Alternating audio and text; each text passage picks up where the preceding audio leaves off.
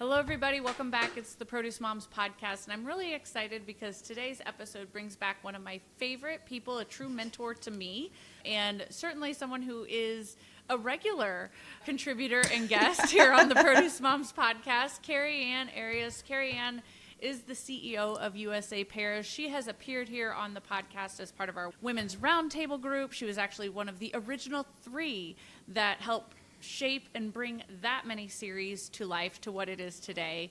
And CarrieAnn, and as her role as someone who has mentored me, the business that she's running at USA Pears, they're one of our brand partners at the Produce Moms. So we also have client service provider relationship as well, where my business works for CarrieAnn. And so I've gotten to know her in many different capacities, is what I'm saying. And one thing that I love about CarrieAnn, she naturally instincts as a woman that wants to lift up other women. And as far as I am concerned, that is the most rare characteristic in women. And CarrieAnn, it was last summer, brought it to my attention that in the year 2026, the United Nations has declared and will be celebrating the International Year of the Woman Farmer. And so, of course, you know, with the remarks I've just shared and with who CarrieAnn is, she was the one nudging me to not just have my business be part of that narrative and have the Produce Moms delight in the celebration of the International Year of the Woman Farmer and celebrate it, but also was thinking about all the female farmers and agribusiness professionals that she knows who could potentially be part of something special here at the Produce Moms podcast. So it's a great pleasure and joy to welcome CarrieAnn to what is the introductory episode of the Produce Moms podcast celebration of the International Year of the Woman Farmer. CarrieAnn, welcome back. We are so glad you're here, and we're so glad it's for this theme. Thank you so much. I'm so happy to be here.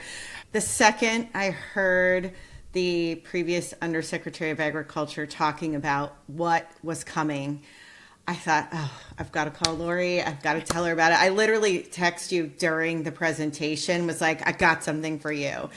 I've been very blessed in this industry and being a part of it for more than 2 decades. I've certainly met many women in this industry that have been celebrated, that are celebrated to this day, women that I consider my mentors and role models that paved the way for where I am today and where you are today. And it just seemed like a natural fit. I also was at that moment in time steeped in my job, new to my job, and learning about how my industry has been shaped by many women in the produce industry and pears specifically. It was just very exciting. And so the light bulb came off and I texted you and away we went. And here we are. And it's going to be great. But I knew that as we started planning this, and we certainly, Produce Moms, entrepreneurial self-produced show, we build the plane as we fly, folks. But one thing I knew was CarrieAnn's going to kick this thing off. We're going to have her on first because I think it's always important to tell that backstory. People are craving it, and so now you know the backstory on how this whole mini-series that we're going to be talking about the International Year of the Woman Farmer each and every month here on the Produce Moms podcast. My hope is that we can do full featured episodes, but if we can't, we're at a minimum going to do some PSAs and remind you all that, hey, this is happening and it's important that we empower women always, but especially in agriculture and at a global scale. So, CarrieAnn, I'm really excited to let you know and all of our listeners know we have one of the deputy directors from the United Nations is confirmed. So that will be one of our first, if not the first full featured episode within this series. I know that we're going to get some of those women farmers that you were thinking of top of mind. The same moment when you thought of me, I know that there were other people that you were thinking of. And CarrieAnn being who she is for other women, I'm hoping, CarrieAnn, that you'll help me with placing those women on this show and providing them with that spotlight, because I do think it's one of the most amazing characteristics and your natural instinct to uplift others. We don't have enough people doing that, and it really is, that is what makes the world go round. It's a spirit that just moves the soul of everyone. So Those are things that when I look forward to what's next, like I'm really excited that we have a representative from the United Nations coming on. Oh, I'm so excited. And I know that we're going to be able to resource some incredible women in agriculture and female farmers. So anything that you're really looking forward to as you think about all the ways that we can talk about this? I think the stories are always inspiring. There's no question about that. As I have spent more and more time with growers and meeting their families and really understanding their relationship with the business. Some of these women grew up in it, some married into it or colleged their way into it. People find agriculture in a variety of paths. I didn't grow up on family farms, right? So I found agriculture through a variety of different changes in my career. But I always tell people, if you eat food and wear clothes, you're involved with agriculture. It was actually a tagline of an organization here in California that it always resonated with me, that everybody is involved in agriculture, whether you realize it or not.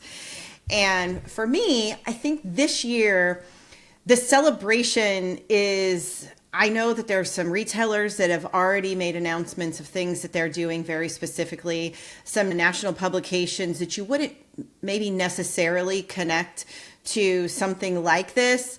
There's certainly like Food and Wine magazine. Yes, that's all agriculture in there, but it's not necessarily the path and the storytelling that they traditionally do, and they do have plans for that. Right. So I think that understanding that we're going to have a global celebration, and quite frankly, we could use some fun things to celebrate that mutually benefit everybody. And food, clothes, quite frankly, because agriculture covers that, is, I think, really important. I'm excited because I've met some of these women that are going to be on your show, and I've spent time with them, and their stories inspired me. It's why I remain so passionate about the industry, because these people are doing amazing things. And I think the more that we storytell, the better that consumers understand agriculture. We all win. I completely agree. And I'm glad you brought up the global nature. Obviously, United Nations is a global organization. And the theme is, the title is International Year of the Woman Farmer. But I also think that there is going to be a human rights element to this story, where we will be able to, and perhaps the deputy director or some of the other folks that we could get on from other parts of the world where it is more difficult for women to earn a professional wage or be employed. That doesn't make sense to a lot of American women, but it is the reality in certain parts of the world. And this industry has taught me that agriculture is a pathway to income for women in parts of the world where there aren't other pathways to income outside of really, unfortunately, like prostitution and some other very dark realities. I look forward to sharing that side of the story too. I met a woman when I was in Peru. She was leading a blueberry harvesting crew. Yeah. And we talked to her about why she loved what she was doing and what the driving force was, because it's not a traditional career path. And she was so passionate about being involved with the company she was with because they genuinely cared about their employees. And I think that's a story that people need to hear. Yeah. There is so much belief that we're not doing the right thing. And there's more stories about doing the right thing than there are doing the wrong thing. Yeah. But the right thing tends to not be the flashy headliney story, right? Everybody's looking for the injustice, and I think that we have a great opportunity to tell the real story about the realities. This woman was putting 2 kids through college, running a blueberry harvesting crew in Peru. It's unbelievable, and it's something that those are the stories that people need to understand how impactful and important agriculture is to communities, not just here in the United States, but globally. We all lift each other up, and everybody is involved in agriculture. Yeah, absolutely. And I also think it'll be a really nice opportunity. Certainly, we're celebrating the International Year of the Woman Farmer, but I think that we're going to have the opportunity to have a nice halo effect on the entire agri-food system and talk about how women like you and I, we've not farmed a day in our lives, folks, but I always tell people, but my job certainly depends on agriculture. And I think that's also something that could excite even young emerging talent, help attract people to agriculture, young aspiring female professionals, there is a job for you here in ag. Definitely. I was speaking to an ag teacher yesterday that said that there's only 3% of the students that go through his ag program that graduate from high school and then pursue a degree in agriculture, and less than 1% with a degree in agriculture stay in agriculture. That, quite frankly, terrifies me. They're in a very heavily agricultural based community, and we want to make sure that we have the future of agriculture is exciting and, quite frankly, heralded as the lifeblood of the United States and the world. So I think that this is a unique moment in time to tell some stories, and I would love to see more women involved in agriculture. And you're right, you don't have to be the farmer. You can be the voice and the advocate. You can be the marketer and the salesperson, the agronomist. There's so many pieces that touch it. And when they did introduce this idea for celebrating an entire year, it was very clear that their intent was all the females that touch it. Not just the ones that get their hands dirty, but everybody that helps agriculture from the farm to the plate. Right. And I think that we all play a role in that. And this industry is certainly filled with women. I see more and more women moving into leadership roles. I see more and more women becoming CEOs and presidents and COOs. I think it's amazing. And I think that this is the perfect moment in time to not only highlight it and celebrate it, but embrace it, because this is the future. The future is women are going to be right along men moving this industry forward. The future is both of us, not just one side. And agriculture is uniquely positioned as an industry that has already closed gender gaps and improved women's livelihoods. So this is an opportunity for us to really celebrate that and tell some of those stories, bring on, profile some of the voices that people, individuals, and businesses that have been uniquely transformed because of women in ag. And this is just the introductory. This is us setting the table and telling people this is coming. CarrieAnn, I'm really thankful. I don't know if we'd be doing this without your nudge. So thank you for thinking of me. You've seen the meme or heard the saying on social media. The best people, the best friends, the best business associates, they're the ones who think of you in a room of opportunity. So thank you. You're very welcome. Yes. And so with that, I'll give you the mic for closing remarks. Thank you. I look forward to this. I think you're the perfect person to set the stage. And I truly believe that this is going to be an exciting, informative year. We could use a year of celebration. So I'm excited for that.